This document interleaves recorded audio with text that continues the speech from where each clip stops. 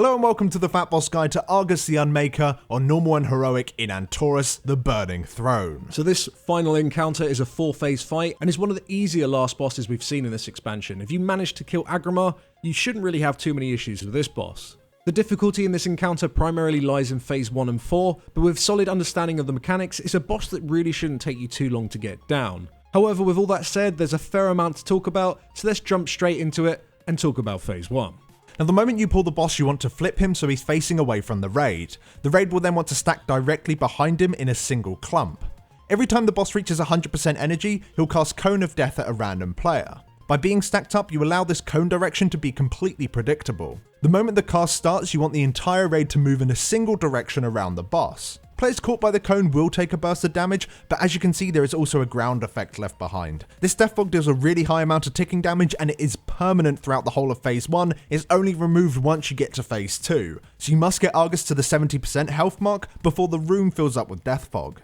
To maximize space, after each Cone of Death cast, you want to reposition next to death fog. This will cause some of it to overlap, giving you more room to play in. More death fog is also spawned by Soul Blight orbs. These debuffs deal moderate ticking damage and when they time out, they'll form a small patch of death fog under that player's feet. You should place these behind the raid, as this area will be covered by the next Cone of Death anyway. These debuffs at times will however expire as a Cone of Death is cast. In this exact situation, players with the debuff must be quick to move from the cone as their debuff drops. The further away you move from the boss, the more difficult this is going to be. We recommend using personal cooldowns in this situation just in case you're caught out. Just make sure you don't move too early, as you potentially will cause the Cone of Death to be placed in front of the raid, forcing absolutely everyone to move way more than they would do otherwise. Just keep an eye on the boss's energy or boss mod timers and make sure you time your movement. Now players afflicted with a Soul Blight Orb will need extra attention from your healers when Tortured Rage is cast. The boss frequently casts this ability and all it does is just a burst of damage on your raid. If the debuff players are not topped and they're hit by a Tortured Rage and even a Cone of Death soon after, or even a combination of those abilities in any order, they will die. We use healing cooldowns in situations where these abilities occur in quick succession. The last thing to note for the raid is the gifts. On a timer, 2 players in your raid will gain orbs above their head, one that's a cloudy white colour and the other that's an electric blue colour.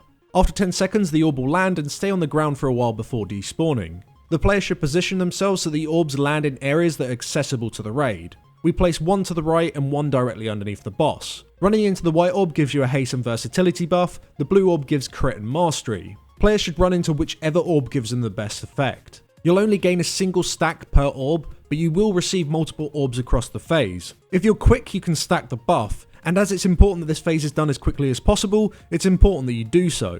Do note, however, you cannot have both buffs simultaneously, so you need to pick an orb and stick to it. The final ability to go over for this phase is for your tanks. The boss will hit you with Sweeping Scythe. This cast deals large physical damage and a cone in front of the boss. It also applies a debuff that increases the damage you take from this ability by 150% and this stacks. You'll want to taunt off each other on 3 and use a cooldown for the second and an even larger cooldown for the third, whilst of course facing the boss away from the raid, rotating him very slightly each time a Cone of Death is cast. Once you've managed to get that all down, you'll transition into phase 2 at 70% health. A storm will now gush around the edges of the room and will clear all of the death fog. It is important that you're in the middle of the room at this point, otherwise the storm will kill you. The moment the storm is over, the tanks will want to move Argus to one side of the room whilst continuing to face the boss away for the Sweeping Scythe. For the raid in this phase, there is only 2 abilities. At 50% energy, the boss will apply Soul Burst debuffs to 2 players. This long debuff deals a small amount of ticking damage. When it expires, it will explode, dealing a burst of damage to the player and to the entire raid. However, the damage to the raid is reduced by distance. The moment you receive the debuff, you must run to the edges of the room, as far away from the raid and other Soul Burst players as possible. Healers should hot these players up just to keep them healthy, and after you explode, you should just return to the raid. At 100% energy, the boss will apply Soul Burst debuffs again to 2 players, but you will also apply Soul Bomb to 1 player. This new Soul Bomb works the same as the old Soul Bursts, however it is far more potent. This player wants to replicate what the previous players did with their Soul Bursts, however they're going to die without help since the damage is so much higher. Fortunately, throughout this phase, one of your tanks will be buffed with Avatar of Agramar. This buff creates a small zone around you. Any damage done to players within the zone will instead be directed to you. This buff also gives you 100% more health and additional movement speed. The moment the Soul Bomb player is out of the raid, the buffed tank should follow him and stack. This will save the Soul Bomb player and they can safely return back to the raid. The tank may want to use a cooldown here just to make sure they're safe. To ensure that all players with debuffs are spread out, you want to place 3 markers evenly spread at the edges of the room. We send one Soul Burst player to the left of the raid, the other one goes behind, and the Soul Bomb player always goes to the right. This helps keep them spread, whilst also making sure that the tank can easily find and stack on the Soul Bomb player.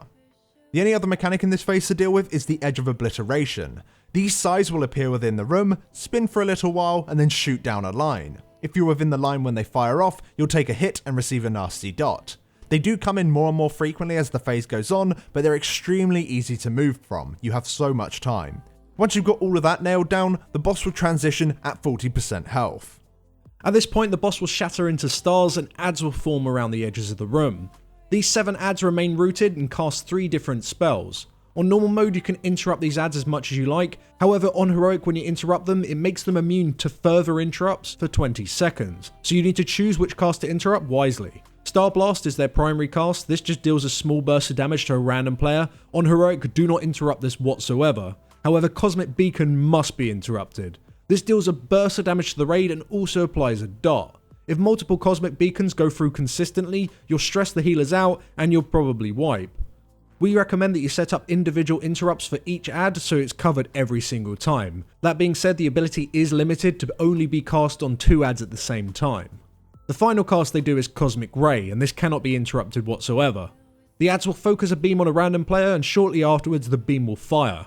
This deals a large amount of damage to anyone caught. Players targeted should move from the raid and then just stand still. Moving late with this beam or the second before it explodes can very easily catch people out. Now periodically, 2 of the adds will gain a weapon each. This causes them to become tankable and they'll now begin swinging at players.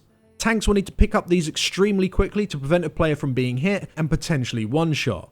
One of the weapons is Blade of Eternal. This makes the add hit very hard with its melee swings. The tank that picks this up may want to start chaining cooldowns. You should drag this add over towards another random add at the side of the room just to increase cleave DPS.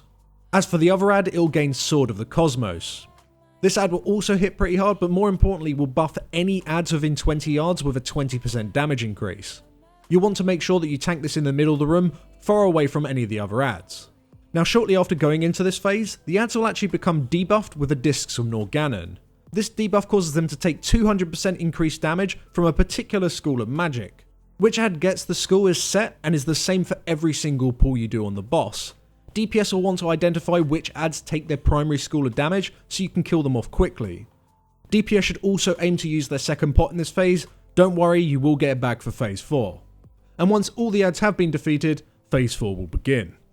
Immediately going into phase 4, the boss will pick up the entire raid and kill you all. Ionar will fortunately then save you. The moment you release your spirit, you can run to her tree, bringing you back to life.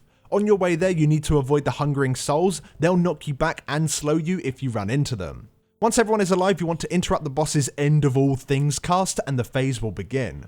Tanks will want to reposition the boss just like you did in phase 2. This is because you'll get the Soul Burst and Soul Bomb debuffs again. Players will want to do exactly what they did before, except the Soul Bomb player will not have the tank buff to save them.